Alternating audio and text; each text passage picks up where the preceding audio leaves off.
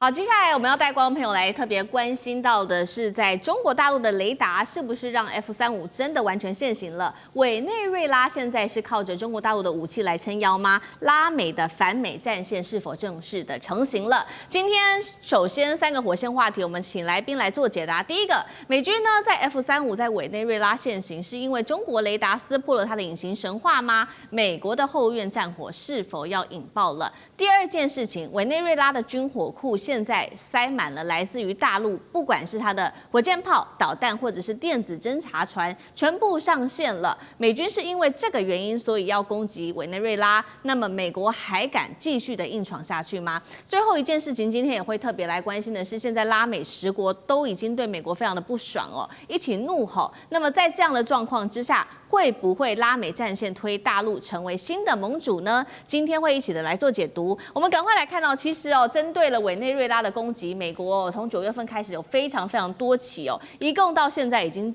有4起了。而最新一起其实就是发生在近日，在委内瑞拉附近的国际水域。再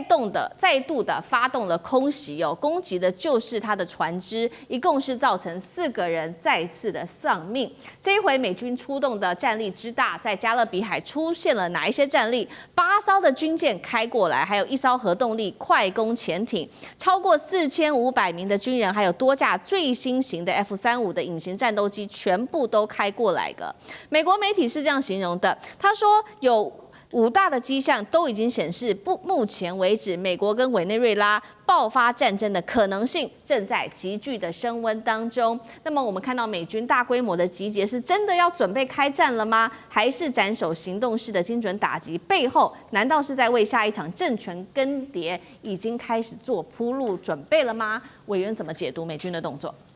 这个动作有几层的意义。第一个，美国不管是搞颜色革命，或者是直接要暗杀马杜罗，事实上过去已经好几次颜色革命失败，然后暗杀马杜罗，报纸上所载的有2次也都失败，所以对于美国来讲啊，他们是觉得委内瑞拉这个钉子拔不掉，是一个所谓的政治上的耻辱。现在川普呢，相信啊，这个枪炮能够解决问题，所以这一次他这么大规模的来，一样的。第一个城市，他要这个去除掉马杜罗；第二个要推翻委内瑞拉的左派政权。因为他的前任总统查韦兹啊，就曾经啊找了10个国家，都是属于比较左派倾向，起来反对美国搞的那一套贸易区的制度，所以又称作玻利瓦联盟，是这样来的。那委内瑞拉是这个玻利瓦联盟的核心，简单讲就是反美的核心。所以美国啊，是可忍孰不可忍，他的霸权受到了这小国家的挑战，他最后使出流氓手段，直接用暴力来解决问题。所以要推翻整个左派政权，必须要大笔的军力来入侵才有办法。那目前还仅止于在尝试着封锁委内瑞拉海岸线的一个程度，然后扣在委内瑞拉头上说你是一个毒品输出国家啊，所以这些问题一层卡一层，现在美国啦，跟委内瑞拉爆发战争啊，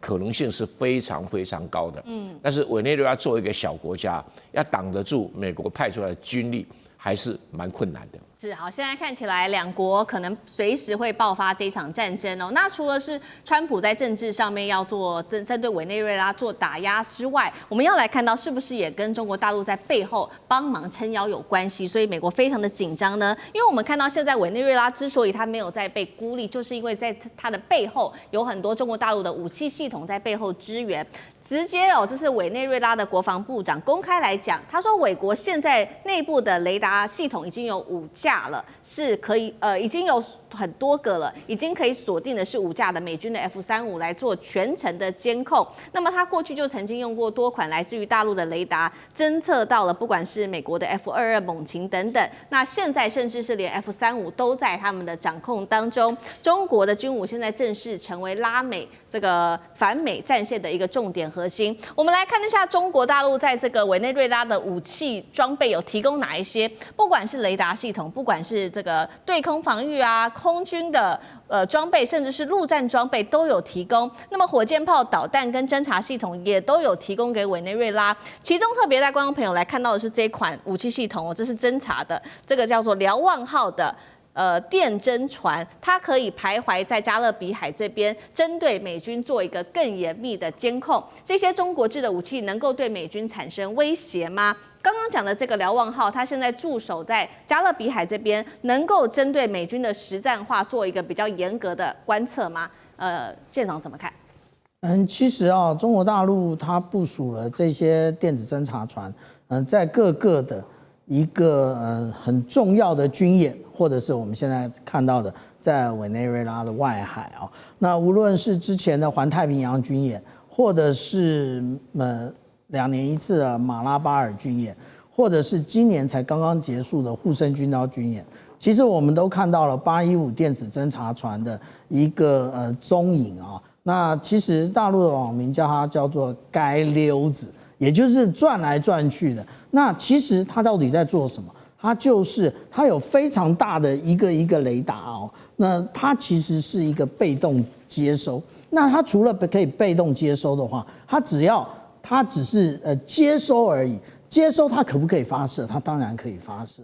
那我们刚刚讲到说，委内瑞拉现在有的这一个JY27的，就是这一款雷达。这是不是我们刚刚好像看过啊？对，我们刚刚看到的是舰用型的，这是陆用型的，它一样，它是 VHF 频段的。那也就是这个频段，甚至或者是更频率更低的，然后它的波长更高的这个 HF 频段，才能够接收这个逆中战机啊。那当然，大家会认为啊，那之前我们看到在2019年的时候，部署在叙利亚的这一型雷达就被攻击了。可是大家不要忘了，它这个我们看起来都是这种钢制的装备而已。其实它这一个替代性很高，最重要的是它把讯号输出了，就可以掌握目标。那其实我们从刚刚到现在，我们讲到最重要的一件事啊，也就是我怎么样获得这一些逆中战机。其实不止逆中战机，还有逆中的舰艇。那例如说，我们刚刚看到那个很丑的那个伯克级驱逐舰，其实伯克级驱逐舰本身它也有逆中的设计。那其实我之前发表一篇论文啊，讲到说美军他真正想做的是什么？他真正想做的就是侦察威慑。这个侦察威慑呢，也就是他透过实际的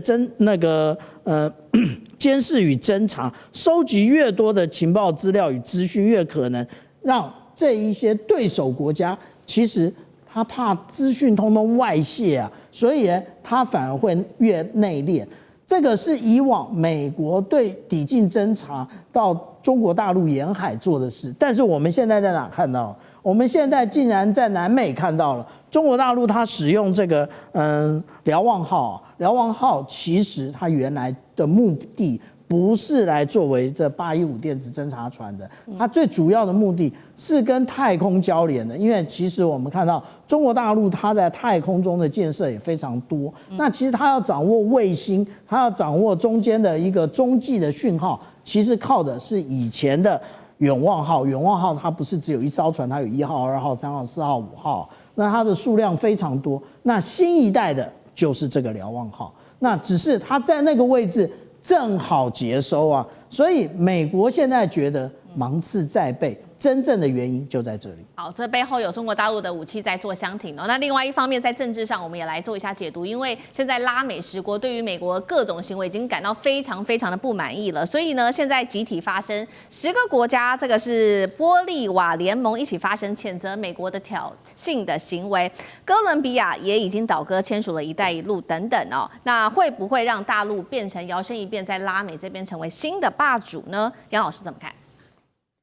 这是因为10月4号的时候，就是美国的 F-35第5次从9月以来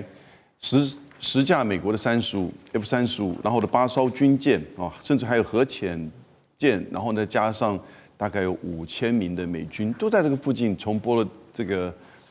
就是波罗的克，整个这个区域的这个掌控，第5次针对在就是委内瑞拉的外海的小船舰进行直接的轰炸，那这一次10月4号呢，是一艘在外海航行，但是是一艘非常小，他们指控它是贩毒，川普马上在推文上面说，这个上面的毒可以害死5万名美国年轻人，真的吗？如果这样子这么小艘一个船只而已而且看起来是没有武装的，你就用你海上这个就是美国的，就是海上的这个防卫舰能够去把它拦下来啊，甚至不用军舰呢？对，为什么你要？然后呢，证据确凿，大家都没话讲了。对，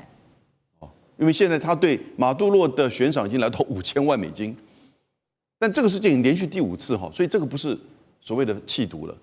基本上是用军事力来整个威慑。不只是委内瑞拉，整个拉丁美洲，所以拉丁美洲这10个国家就激起来，这次一定要讲话，跟上次巴拿马那个事情不一样。那媒体就有一点，其实很早的时候就说，这个叫做什么？这不叫门罗主义了，这叫做唐罗主义，叫做以前是 Monroe， 它叫做 Monroe， 因为它是 Donna。那 Monroe Doctrine， 唐罗主义是什么意思呢？还记不记得？其实他还没有就任之前，他就说加拿大是51州，格陵兰是美国的，巴拿马要让给我们美国，墨西哥湾要改为美国湾。他有2个至少都做到了。然后呢，现在针对委内瑞拉，那基本上其实要让这些国家臣服，然后你继续做我经济的后院，当然也要把中国的力量赶出去。但很有趣的是，中国在刚好9月底，就是上个礼拜，成为叫安第斯这个共同体的成员。安第斯就是包含这一次抗议的10国里面的秘鲁、玻利维亚、厄瓜多跟这个哥伦比亚，这4个国，他们之前就有一个这个共同体，现在中国大陆正式的参与，那再加上“一带一路”跟这些经济的建设，所以我是觉得这个时候美国已经自身的后院起火，但是他用的方式，你真的要达成唐罗主义，太过粗暴，